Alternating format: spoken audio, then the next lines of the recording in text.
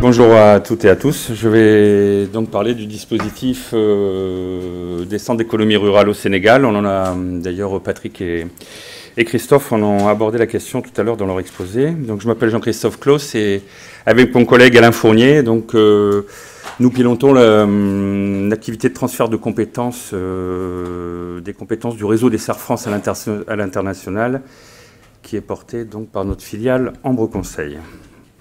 Alors ce dispositif, nous avons travaillé, nous, de 2009-2013 pendant près de 4-5 ans en assistance technique perlée, on va dire. Et puis après, on a gardé contact, on a pu retravailler avec eux en 2016-2017. Et donc c'est sur la base de cette expérience que je vais intervenir et vous présenter ce dispositif très rapidement. Et les intérêts les enseignements qu'on peut en tirer. Alors, le contexte, donc nous sommes en fin des années 90, début 2000, donc dans une région nord Sénégal, donc avec énormément d'aménagements en périmètre irrigué, plus de 110 000 hectares, aménagement réalisé par une société d'aménagement national, la SAED. Deux grandes filières, le riz, la tomate, très structurées, donc beaucoup d'OP, beaucoup de petites OP, des OPB, donc ce que les CGER appellent les OP de base, donc des GIE, composés évidemment de producteurs, des périmètres irrigués villageois, des sections villageoises et des OP d'OP, qui sont des unions, donc appelées unions hydrauliques, dont les membres sont les GIE. Voilà la structuration. Une grosse filière tomate d'industrie, 40 000 tonnes.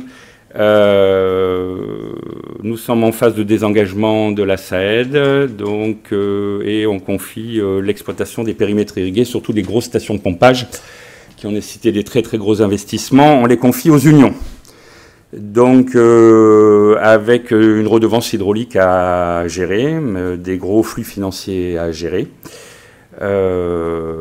Donc ces OP, ces unions sont dotées de moyens de production. Il n'y a pas de problématique d'enjeu de développement. Par contre, il y a des enjeux de gestion financière, de gestion des flux.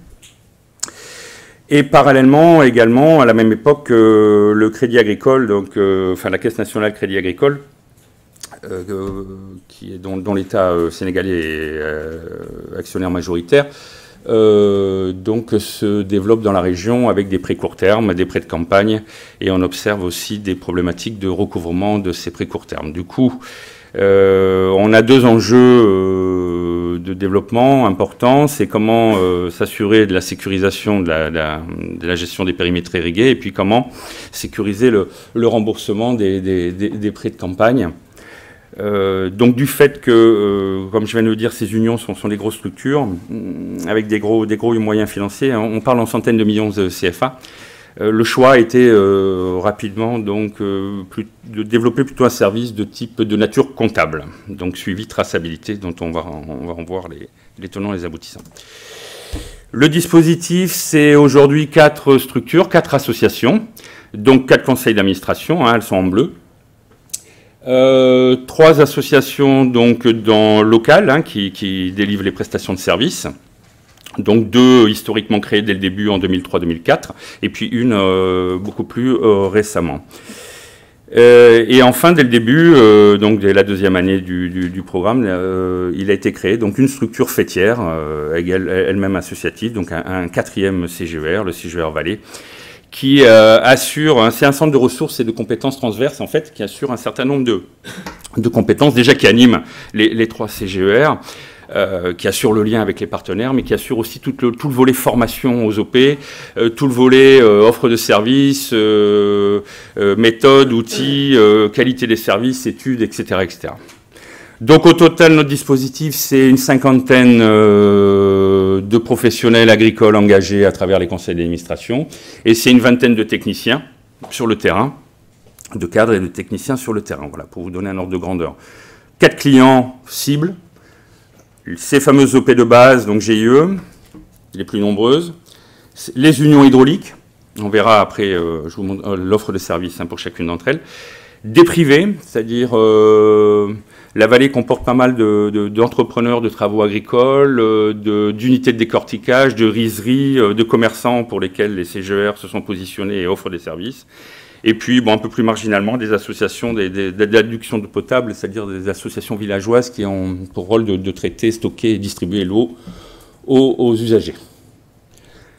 En haut, nous avons 3 partenaires historiques, donc la SAED, évidemment, la CNCAS et l'AFD, qui est donc le bailleur depuis le début et qui reconduit ses financements d'année en année. Je crois que nous en sommes dans la 3e ou 4e phase actuellement, puisque ça fait une quinzaine d'années que ces dispositifs existent.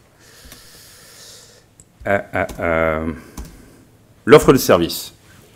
Donc évidemment, elle a évolué dans le temps. Au départ, on était plutôt sur une offre GIE et une offre Union, des offres assez génériques et fourre-tout, et donc d'année en année, l'offre s'est segmentée, s'est affinée, et voilà, et s'est segmentée. Donc on a aujourd'hui 2 grandes catégories de services, des services qui sont plutôt, on va dire, calés sur les campagnes agricoles, puisque dans la vallée, on peut faire 3 campagnes agricoles, jusqu'à 3 campagnes agricoles, et des services qui sont plutôt calés sur l'année civile, donc services annuels, plutôt sur des exercices comptables.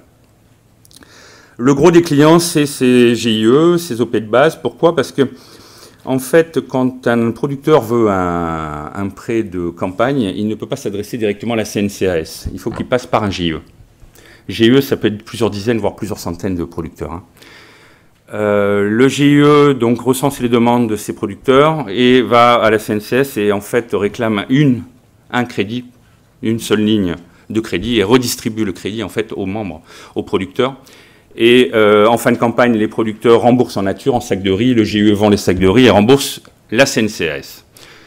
Donc c'est un mécanisme voilà, qui doit fonctionner, sauf que évidemment il y a beaucoup de soucis de transparence, de traçabilité, et un des premiers services des CGER a été de développer toute une batterie d'outils pour permettre à ces GIE de remplir ces 4 fonctions, à savoir recenser les besoins, distribuer les prêts, récupérer les sacs de riz, les vendre et rembourser le crédit agricole. Donc un gros service de traçabilité, de suivi des crédits de campagne. Et pour les unions hydrauliques, un service pareil de suivi du coût hydraulique, c'est-à-dire donc avant la campagne, identifier le nombre de GIE qui vont partir en campagne, anticiper sur les coûts, caler le coût de la redevance hydraulique et ensuite suivre l'utilisation de cette redevance hydraulique. Donc c'est calé aussi sur des campagnes agricoles. Donc ça c'est pour les services de suivi et de traçabilité. Et à droite, donc on voit des services donc de comptabilité pure, en partie double, donc destinés essentiellement au départ aux unions, bien sûr, et au privé, puisque c'est le service de base, hein, c'est le service qui est proposé au privé, dont je parlais, les entrepreneurs de travaux agricoles, les rizeries, les commerçants, on a auxquels s'est ajouté des services de déclaration TVA, etc. Voilà donc pour la nature des services, donc les chiffres sont ceux de 2015, donc sont certainement effectivement plus d'actualité, mais c'était pour vous donner des ordres de grandeur. Un conseiller aujourd'hui, c'est à peu près, un comptable conseiller, hein, c'est à peu près 35 dossiers pour vous donner, 30-35 dossiers pour vous donner la taille de son portefeuille. Et maintenant, quelques chiffres, puisqu'on est dans les chiffres.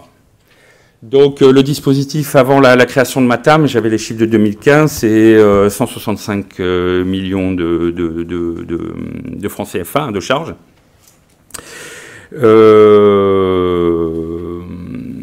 Donc avec 64 millions quand même de prestations facturées. C'est-à-dire l'ensemble des services que je viens de présenter sont facturés aux clients aujourd'hui. Évidemment, on voit que c'est pas à prix coûtant, hein, mais on est quand même dans une logique d'entreprise, de dispositif qui facture ses prestations. Donc sur un mécanisme qui mélange, qui fait un mix entre une part fixe et une part variable selon en fait le chiffre d'affaires de l'OP, selon le volume d'activité de l'OP. Voilà, donc aujourd'hui, alors on parlait de coûts, on me demande combien ça coûte le conseil, bon, quelques ordres de grandeur. Donc le coût moyen d'un dossier, d'un adhérent suivi hors coût de la fêtière, c'est 180 000 francs CFA. Si on ajoute la fêtière, il faut doubler, hein. Le coût d'un comptable conseiller, donc tout équipé, c'est 6 millions, et si on rajoute la fêtière, c'est 14 millions par an. Si on regarde que les CGR départementaux, avec ce qu'ils sont capables de facturer aujourd'hui, ils arrivent à une autonomie de 70%, mais c'est vrai que On a beaucoup de problèmes de recouvrement de créances et de facturation. Donc si on raisonne plutôt en recettes encaissées, on est plutôt autour de 46%, c'est-à-dire la moitié, ce qui est déjà une prouesse. Et c'est vrai que si on englobe le dispositif La Fêtière, on est plutôt à 25%. Nous, ce qui nous a paru intéressant dans cette expérience, c'est plusieurs choses. C'est d'ailleurs ces structures associatives dont la gouvernance est totalement assurée par les producteurs eux-mêmes, des producteurs qui sont en lien avec leur environnement. On a une autonomie aujourd'hui complète de fonctionnement de ces dispositifs, puisqu'il n'y a plus d'assistance technique, je veux dire, ils fonctionnent en autonomie complète, et avec quand même une autonomie financière significative. Et on a une structuration qui, dès le départ, avait réfléchi à comment pouvoir partager, mettre en commun des compétences transverses qui vont être nécessaires et utiles pour tout le monde. Donc ça, c'est des choses intéressantes. Alors c'est vrai que ces dispositifs souffrent d'appui budgétaire non pérenne, donc ça fragilise à chaque fois le développement et ça limite le développement.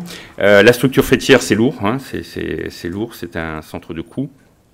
Et la porte d'entrée, ben alors justement, je vais finir là-dessus, c'est que la porte d'entrée comptable et OP aujourd'hui nous amène à des difficultés de développer, aller plutôt sur des prestations de type conseil de gestion, conseil d'entreprise. Donc les CGR, pour les raisons que je viens de dire, ont démarré par de la compta, donc des prestations plutôt normées et récurrentes de suivi, de traçabilité, qui assurent la transparence. Il n'y a pas de souci, la mise en conformité des OP. Et c'est vrai que la difficulté aujourd'hui, c'est comment aller plutôt sur de l'accompagnement, comment développer le conseil.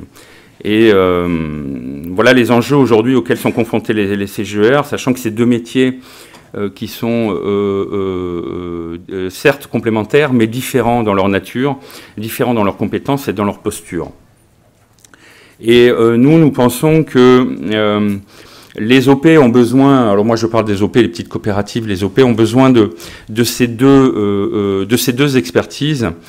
Mais dans la plupart des cas, le conseil nous semble être quand même, notre conviction nous semble être quand même la porte d'entrée à privilégier. Pourquoi? Parce que dans beaucoup de cas, là je parle des OP de base, hein, des coopératives, des OP, on a souvent des structures qui ont peu de services, enfin peu d'activités, peu de moyens de production, peu de moyens financiers et surtout une vision, une stratégie à consolider. Et c'est vrai que on voit bien que le conseil prend tout son sens dans cette situation. Et qu'évidemment, ensuite, la comptabilité peut devenir une prestation complémentaire, d'autant plus que si elle conseille, et je finis, ça pourra donner du sens et de la finalité aux chiffres produits par la comptabilité. Voilà, merci.